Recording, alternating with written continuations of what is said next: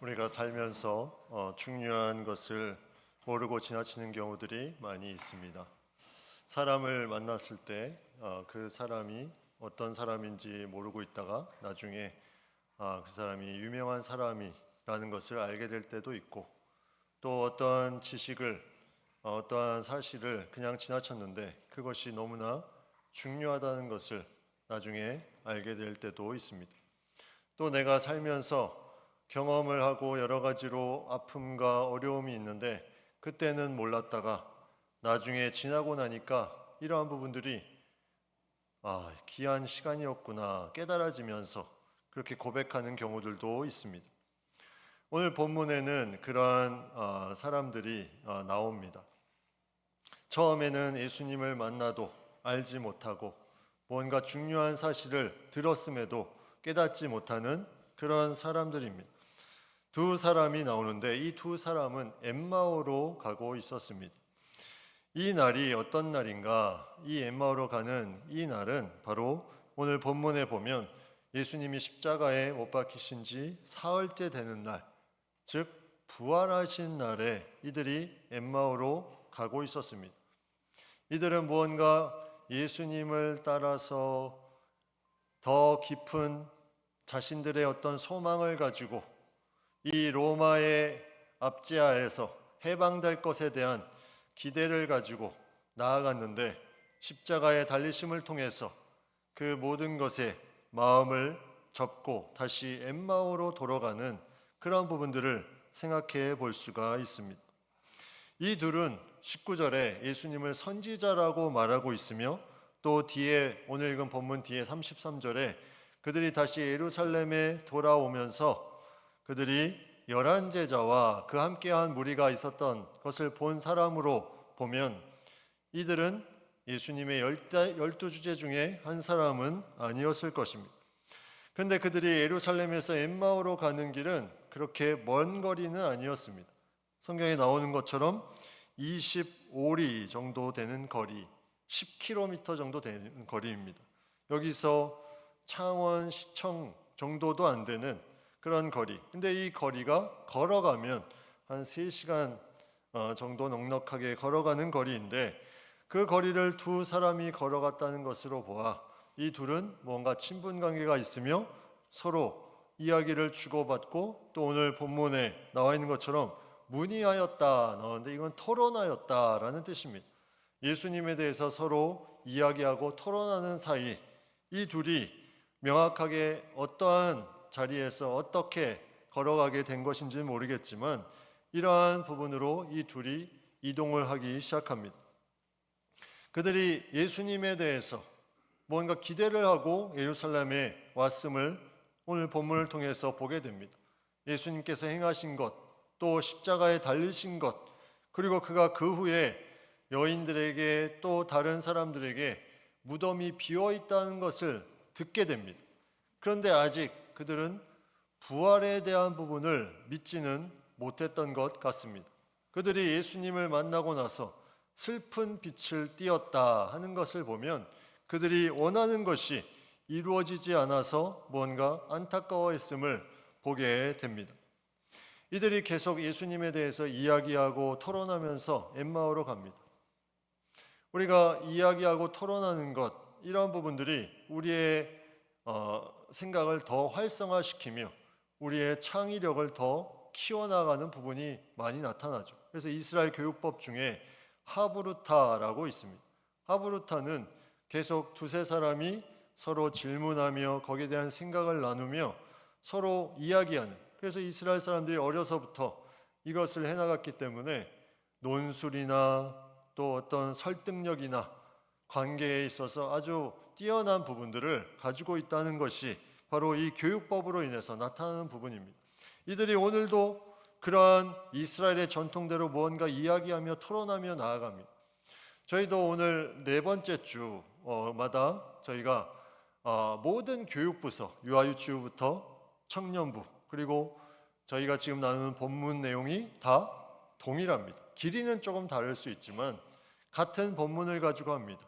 이렇게 하는 이유는 서로 가정에서 또 다른 아이들과 함께하는 시간을 통해서 같은 본문을 가지고 이야기하며 서로의 생각을 나눌 수 있도록 이 함께 할 수 있는 부분들을 열어주는 겁니다. 그래서 1층과 3층 로비에 가정예배 순서지를 놓고 있는데 거기에 질문이 있습니다. 질문은 더 다양할 수 있는데 질문들을 가지고 함께 나누면서 이 말씀을 통해서 내가 가지고 있는 생각들을 나누며 나아가는 거죠.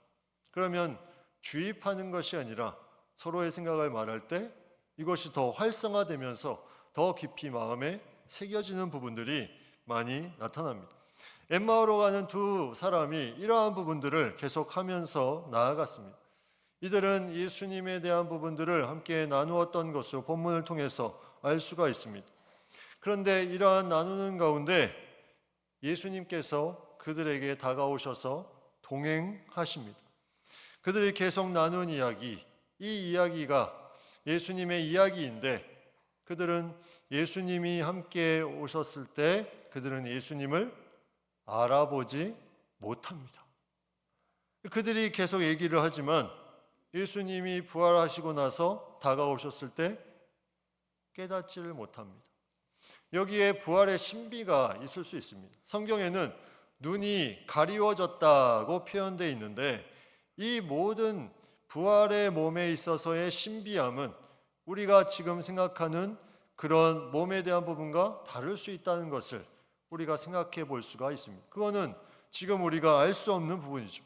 우리가 부활을 해봐야 알 수 있는 부분인데 그러한 부분들로 그들은 예수님에 대해서 분명히 들었고 또 그것을 통해서 예루살렘에 왔고 십자가에 달리심을 알게 된 그런 모든 과정 속에 있었지만 예수님을 직접 만나는 그 순간에 알아보지 못했다. 그때 예수님이 그들에게 물어봅니다. 17절 말씀에 예수께서 이르시되 너희가 길 가면서 서로 주고받고 하는 이야기가 무엇이냐 하시니 두 사람이 슬픈 빛을 띠고 머물러 서더라. 그들이 슬픈 빛을 띠고 머물러 섰습니다. 그들이 원하는 것은 그렇게 따라왔던 예수님, 무언가 예루살렘에 들어가서 우리를 해방시켜 줄 것 같은 그런 기대함으로 가지고 나아갔는데 십자가에 못 박히시니 그들은 슬픈 빛을 띠게 됩니다. 다시 말하면 내가 가지고 있는 소망, 내가 가지고 있는 생각, 내가 가지고 있는 하나님, 이 생각대로 예수님이 제대로 그것을 나아가지 않으니 그들은 실망하면서 슬픈 빛을 띠면서 그 질문을 한 부활하신 예수님에게 이렇게 말하는 것을 보게 됩니다. 당신이 예루살렘에 체류하면서도 요즘 거기서 된 일을 혼자만 알지 못하느냐. 다 아는데 그 이야기의 주인공인 예수님에게 이 두 사람 중에 한 사람인 글로바가 말합니다. 당신 혼자만 그 이야기를 알지 못하느냐. 안타까운 마음으로 이야기를 하죠. 그런데 누가 누구를 안타까워하는 것입니까? 진짜 안타까운 것은 바로 이 두 사람이죠. 분명히 예수님이 옆에 계신데 그리고 많은 부활의 증거의 소식이 들려왔음에도 불구하고 그들은 부활을 믿지 못하고 슬픈 빛을 띠었다. 이렇게 말씀하고 있는 것입니다. 그들은 예수 그리스도의 일을 얘기한다. 그것을 통해서 계속해서 자신들이 알고 있는 사실들을 그대로 얘기합니다. 예수님께서 그것이 무슨 이야기를 하고 있느냐 말씀하셨을 때 한 이야기들을 쭉 이야기합니다. 그러면서 21절 말씀에 이렇게 얘기하죠. 우리는 이 사람이 이스라엘을 속량할 자라고 바랐노라. 속량할 자, 구원할 자라고 바랐다. 과거에 멈춰버린 사건이 되었습니다. 속량할 자라고 바랐는데 십자가에 달리심으로 이것이 멈춰버렸다. 더 이상 바라는 소망이 사라져버렸다. 이것을 얘기하고 있습니다. 여기에 이 두 사람의 그런 안타까움이 나타나고 있습니다. 로마로부터 해방시켜줄 메시아를 기대하고 있었는데 이스라엘을 속량하기 위해서 이 땅에 오셨다고 생각했는데 그것을 제대로 하지 못하자 소망이 멈춰버립니다. 내가 가지고 있는 그 예수님을 바라보는 그 시각으로 바라봤을 때 그것이 제대로 되지 않아서 결국은 멈춰버립니다. 우리의 신앙에도 그러한 부분이 있지 않습니까? 예수님이라면 분명히 이렇게 해야지, 하나님이라면 분명히 이렇게 돼야지, 내가 가진 소망이 있습니다. 그런데 그대로 되지 않으면, 나에게 문제가 생기면 그 소망이 멈춰버립니다. 이게 아주 자신에 대한 개인적인 기준을 가지고 있는 신앙의 잘못된 모습이라는 거죠. 그들이 소망이 멈추는 순간에 모든 예수님에 대한 기대가 포기돼 버립니다. 포기돼 버리니 들리지도 보이지도 않습니다. 옆에 있어도 계속 말씀이 주어져도 들리지도 보이지도 않습니다. 포기하면 마음까지 전달이 되지 않습니다. 머릿속에 왔다가 그냥 다시 날아가 버려요. 우리 인간관계 속에서도 마찬가지입니다. 어떤 사람이 다른 사람을 포기하면 그 사람이 무슨 말을 해도 들리지가 않습니다. 그냥 주변에 맴돌다가 날아가 버립니다. 소망했던 마음이 멈춰버리니까 그 놀라운 부활하신 예수님이 옆에 계신데도 불구하고 그것을 받아들이지 못하는 그 부분. 그들은 계속 증거의 소식도 들었습니다. 여인들이 무덤에 가서 그 무덤이 비어있는 것을 들었고, 그리고 그들이 천사를 만난 것을 들었고, 또 그것을 확인하기 위해서 두어 사람이 무덤에 가서 또 그것을 만나 확인했더니 똑같이 무덤은 비어 있었다는 것을 듣게 됩니다. 이 듣는 모든 소식에도 불구하고 그들은 슬픈 빛을 띠었다. 이게 무슨 신앙입니까? 내 눈으로 명확히 보지 않으면 믿지 못하는 신앙입니다. 그래서 예수님께서 그들의 말을 듣고 이렇게 말씀합니다. 25절 말씀에 이르시되 미련하고 선지자들이 말한 모든 것을 마음에 더디 믿는 자들이요. 미련하다, 어리석다. 선지자들이 계속 말한 것이 있는데 마음에 더디 믿는다. 이 말은 심령이 무뎌졌다. 심령이 무뎌졌다. 반응하지 않는다. 그런 뜻입니다. 여러분, 우리가 칼을 가지고 뭔가를 자를 때, 썰 때 칼이 무뎌지면 힘만 들 뿐 잘 잘리지도 썰리지도 않습니다. 그러면 무엇을 해야 되냐면 칼을 갈아야죠. 칼을 먼저 갈아야 됩니다. 칼을 갈지 않고 계속 가지고 있는 그런 모습으로 무언가를 받아들이니까 이것이 제대로 마음까지 전달이 되지 않습니다. 칼을 어떻게 갈 수 있을까? 과거에 내가 칼을 잘 갈았습니다. 그런데 시간이 지나면 그 칼이 다시 무뎌집니다.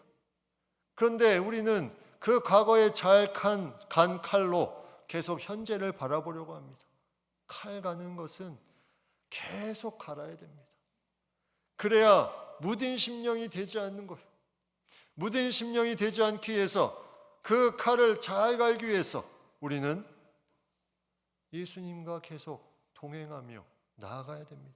오늘 이 무딘 심령을 가진 사람들의 그 모습을 요한계시록 3장 15절 16절 라오디게아 교회의 이러한 말씀으로 우리가 생각해 볼 수 있습니다. 내가 내 행위를 아노니 내가 차지도 아니하고 뜨겁지도 아니하도다. 내가 차든지 뜨겁든지 하기를 원하노라. 내가 이같이 미지근하여 뜨겁지도 아니하고 차지도 아니하니 내 입에서 너를 토하여 버리리라. 뭔가 믿음을 제대로 갖고 살지도 않으면서, 또 그렇다고 세상에 완전히 빠져 있지도 않으면서 중간 지대가 자신이 있다는 생각을 하면서 살아가는 그 부분. 그러나 성경의 신앙에 중간 지대는 없습니다. 중간 지대는 없습니다. 그래서 더딘 믿음, 심령이 무딘 사람, 그리고 잘 믿는 사람, 여기에 대한 부분이 명확하게 계속해서 성장이냐 아니면 정체냐, 이것이 나타나는 것이 신앙의 모습입니다. 예수님이 그 두 사람 중에 한 사람의 말을 듣고 이렇게 말씀합니다. 26절 말씀에 그리스도가 이런 고난을 받고 자기의 영광에 들어가야 할 것이 아니냐. 이 말씀은 계속 예수님께서 십자가에 달리시기 전에 하신 말씀입니다. 고난을 받고 영광에 들어가야 할 것이 아니냐. 그런데 그들은 어떻게 예수님을 생각했습니까? 고난이 없이, 십자가에 달리는 고난이 없이 영광을 바라보는 이 무딘 심령을 가지고 있었다는 거죠. 예수님이 말씀하신 것이 아니라 자기가 원하는 대로, 자기 생각대로 판단하면서 고난이 없이 영광만을 추구하는 그러한 무딘 심령. 근데 예수님의 길은 그것이 아니었습니다. 고난을 받고 영광에 이르는 길이 예수님의 길이었다는 것입니다. 계속해서 그들은 더딘 믿음을 가지고 자신의 생각으로 판단합니다. 과거에 가지고 있었던 자신의 생각으로 판단하며 나아갑니다. 그래서 여기에 예수님의 극진한 사랑이 나타나기 시작합니다. 27절 말씀에 보면 이에 모세와 모든 선지자의 글로 시작하여 모든 성경에 쓴 바 자기에 관한 것을 자세히 설명하시니라. 예수님이 자기에 관한 것을 그 예수님을 모르는 자들에게 자세히 설명하십니다. 다시 말하면 저자, 직강, 저자가 직접 알려주는 거예요. 예수님이 어떻게 그 구약 시대부터 여기까지 왔는지, 그리고 그 모든 활동에 어떻게 하나님이 역사하셨는지를 그대로 그들에게 다시 한번 알려주십니다. 그들을 사랑하기 때문에 동행하시면서 이 내용을 알려주시는 거죠. 저자 직강이니까 얼마나 귀에 쏙쏙 들어오겠습니까? 마음이 얼마나 요동치겠습니까? 요동치는 그 상황 가운데 오늘 본문 다음에 보면 그들이 더 함께 같이 유하자고 예수님께 권하는 내용이 나옵니다. 예수님이 이것도 허락하시고 같이 거하면서 떡을 떼시고 축사하면서 나눠주셨을 때 말씀에 보면 그들의 눈이 밝아졌다 이렇게 말씀하고 있습니다. 오늘 읽은 뒤에 31절 말씀에 그 내용이 나옵니다. 눈이 밝아집니다. 처음에는 심령이 무뎌지고 옆에 계셔도 알지 못하고 무언가 들어도 증거를 보아도 깨닫지 못하다가 예수님과 계속 같이 거하니까 눈이 밝아집니다. 그리고 그들이 무엇을 말하냐면 이렇게 말합니다. 32절에 길에서 우리에게 말씀하시고 우리에게 성경을 풀어주실 때 우리 속에서 마음이 뜨겁지 아니하더냐. 이 말은 그 당시에 뭔가 뜨거움이 있었는데 이거를 모르고 지나쳤다는 말이죠. 그런데 눈이 밝아지고 나서 이제는 그때 예수님께서 설명해 주실 때 그 뜨거움이 예수님이 우리에게 말씀해 주신 것이구나. 이것을 그때서야 알게 됐다는 거죠. 그리고 이들은 예수님이 부활하신 예수님인 것을 알게 되고 그들이 다시 예루살렘에 돌아와서 그 내용을 전파합니다. 여러분, 뜨거워져야 이게 계속 퍼져나가는 거예요. 뜨거워져야 끌어올라와야 소리가 납니다. 전기 주전자도 끌어야 소리가 나는 것처럼 뜨거워지니까 입술이 벌려지고 전파하기 시작합니다. 우리의 신앙의 모습이 이렇게 진행이 됩니다. 처음에는 알지 못하고 모르고 살다가 그 다음에 말씀 가운데 동행하며 있어도 그것이 무엇인지 잘 모르다가 더 깊이 함께하면 그때서야 깨닫고 과거에 내가 지나왔던 이 삶이 이런 의미가 있었구나 하는 것을 그때서야 고백하게 되는 우리의 인생. 그래서 성경은 분명하게 우리에게 말씀합니다. 시편 49편 20절 말씀에 존귀하나 깨닫지 못하는 사람은 멸망하는 짐승 같도다. 여러분, 사회적으로 존귀를 받습니다. 뭔가 인정을 받습니다. 그런데 깨닫지를 못합니다. 하나님과의 관계성 속에서 전혀 깨달음이 없습니다. 그러면 무엇과 같냐면 멸망하는 짐승과 같다. 이건 아주 강한 말씀입니다.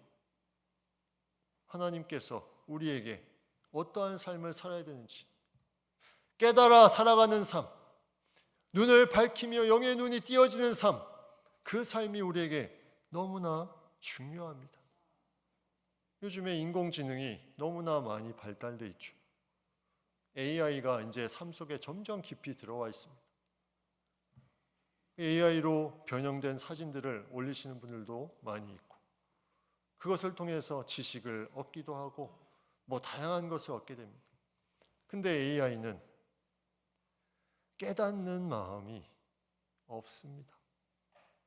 과거의 지식들을 다 모아서 이것을 현재의 답으로 내놓는 것이지 깨닫는 부분이 없습니다. 근데 우리가 깨닫지 못하면 우리는 AI에 종속될 수밖에 없을 것입니다. 왜냐하면 과거라고 하면 AI를 따라갈 수가 없습니다. 그런데 우리에겐 깨닫는 마음이 있기 때문에 그것을 뛰어넘는 영적인 삶을 살아갈 수 있다는 거죠. 그것을 위해서 우리는 무엇을 해야 됩니까? 예수님이 오늘 보여주셨잖아요. 동행하시고 함께 유하시면서 그 시간을 함께 보냈습니다.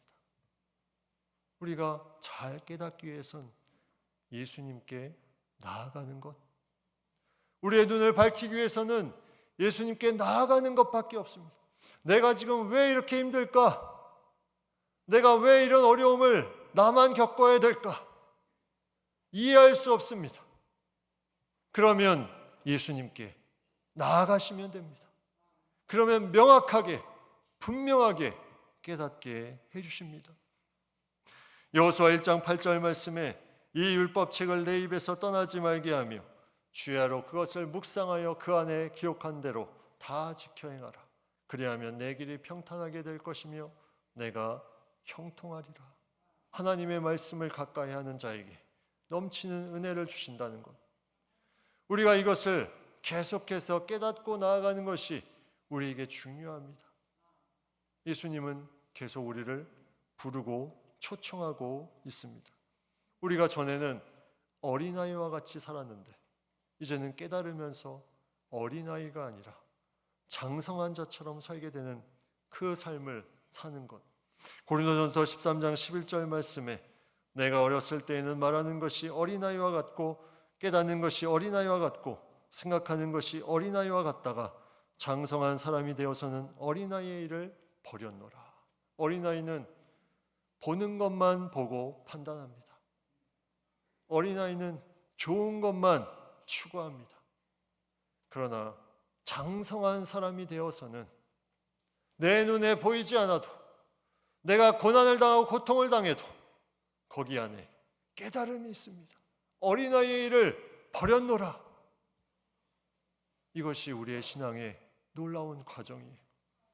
아름다운 발걸음이 이 발걸음으로 계속 나아가면 처음에는 눈에 보이지 않아서 믿지 못하겠다 했던 그 마음이 예수님과 가까이 가면 이제는 그 안에 눈이 밝혀져서 깨닫는 마음이 생겨서 그 모든 것에 어려움이 있을지라도 거기에 하나님의 뜻이 있음을 고백하며 나아가는 이 장성한 사람의 믿음, 이것을 위해서 우리가 계속해서 예수님께 나아가며 더 가까이 나아가며 놀라운 예수님이 눈을 밝혀주시는 그 은혜를 누릴 수 있는 우리 모두가 되기를 간절히 축복합니다.